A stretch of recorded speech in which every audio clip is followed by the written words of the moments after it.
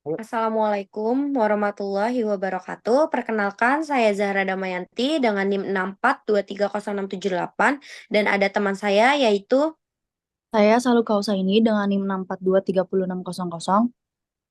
Saya Najwa Rahmasari Ajahra dengan NIM 64231777. Saya Mahesa Nurpadli dengan NIM 642300207. kelompok kami akan mempresentasikan makalah tentang pengaruh pengenaan PPN terhadap Tomoro Coffee. Di sini saya akan menjelaskan sedikit tentang filosofi kopi Tomoro itu sendiri. Jadi, Tomoro Coffee itu merupakan salah satu tempat kopi yang untuk pertama kalinya berdiri sejak 2022. Kopi shop satu ini menghadirkan berbagai minuman kopi yang diracik menggunakan 100% biji kopi Arabica berkualitas terbaik. Dari sejak berdiri hingga saat ini sudah ada 60 gerai Tomoro Coffee yang berlokasi di area Jabodetabek. Tomoro Coffee ini sendiri pun hadir dengan tujuan untuk menghadirkan kopi kualitas tinggi kepada para penggemar kopi di Indonesia. Tomoro Coffee juga ingin memberikan pengalaman minum kopi yang luar biasa kepada para pelanggannya melalui aplikasi sebagai pintu masuk. Komitmen Tomoro Coffee terhadap kualitas itu pun terlihat jelas di setiap cangkirnya, karena diproses dengan standar yang ketat untuk kesegaran, penyeduhan, dan ekstraksi. Tomoro Coffee juga menggunakan teknologi tinggi, salah satu contohnya ialah penggunaan mesin espresso super tradisional buatan Swiss terbaik di semua gerai Tomoro. Selanjutnya akan dilanjutkan oleh teman saya. Yang pertama ada pengertian PPN.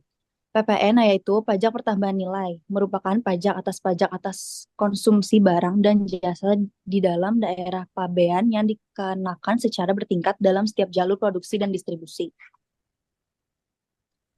Selanjutnya ada dasar hukum PPN. Undang-Undang PPN adalah Undang-Undang Nomor 8 Tahun 1983 tentang pajak pertambahan nilai barang dan jasa dan pajak penjualan atas barang mewah, sebagaimana telah beberapa kali diubah terakhir dengan Undang-Undang Nomor 18 Tahun 2000.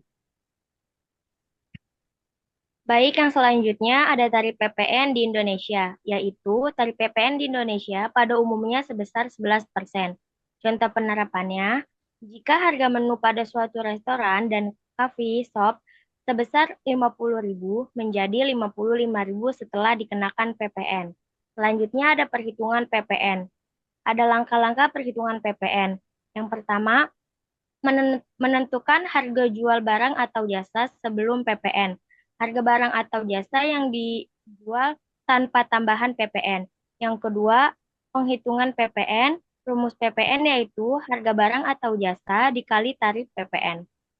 Yang ketiga ada menentukan harga setelah PPN jika diperlukan. Rumusnya harga total sama dengan harga jual plus PPN. Ditambah PPN. Contohnya yaitu Coffee shop menjual secangkir kopi seharga 30.000 harga sebelum PPN. Perhitungannya yang pertama ada PPN, 30.000 dikali 11% sama dengan 3.300. Kemudian ada harga total, 30.000 ditambah 3.300 sama dengan 33.300. Slide selanjutnya akan dilanjutkan oleh teman saya. Ya, yang berikutnya di sini saya akan menjelaskan langkah-langkah pengisian SPT. Yang pertama itu kita identitas dulu usahanya. Dia dalam bentuk apa usahanya? Apakah dia makanan atau e-commerce? Nah, yang kita ambil di sini kita mema- mengambil contoh yaitu coffee shop, yaitu Tomoro yang berlokasi di Jakarta pusatnya. Dan yang kedua di sini kita hitung perhitungan PPN keluarannya. Maksud PPN keluaran itu dia untuk pem- penjualannya. Dan yang kedua itu ada perhitungan PPN masukan. PPN masukan itu adalah pembeliannya. Semis. Dan yang keempat itu caranya dengan cara rekapitulasi. Rekapitulasi itu adalah dengan cara kita selisihkan antara PPN keluaran dan juga PPN masukan. Dengan rumus PPN keluaran dikurangi dengan PPN masukan. Kita ambil contoh di sini.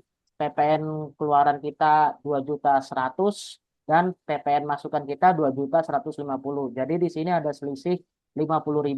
Artinya Coffee Shop Tomorrow memiliki kredit PPN yang dapat dikompensasikan atau dikembalikan oleh pihak pajak sebesar 50.000. Berikutnya di sini kesimpulan dari semuanya yaitu pengenaan pajak pertambahan nilai atau PPN terhadap kopi di Tomorrow Coffee dapat memiliki berbagai dampak, baik positif maupun negatif. Secara umum, PPN yang dikenakan pada produk kopi akan meningkatkan harga jual pada konsumen, yang berpotensi mengurangi daya beli mereka. Namun, di sisi lain dengan adanya PPN, Tomorrow Coffee dapat memperoleh legitimasi dari pemerintah sebagai usaha yang mematuhi peraturan pajak dan dapat meningkatkan citra usahanya. Pengenaan PPN juga dapat berdampak pada aliran kas kafe karena mereka harus menyalurkan sebagian pendapatnya untuk membayar pajak ke negara. Mungkin cukup itu, akan dilanjut oleh moderator. Baik, sekian presentasi dari kelompok kami, kurang lebihnya mohon maaf. Terima kasih. Wassalamualaikum warahmatullahi wabarakatuh. Oke teman-teman, terima kasih sudah menonton videonya.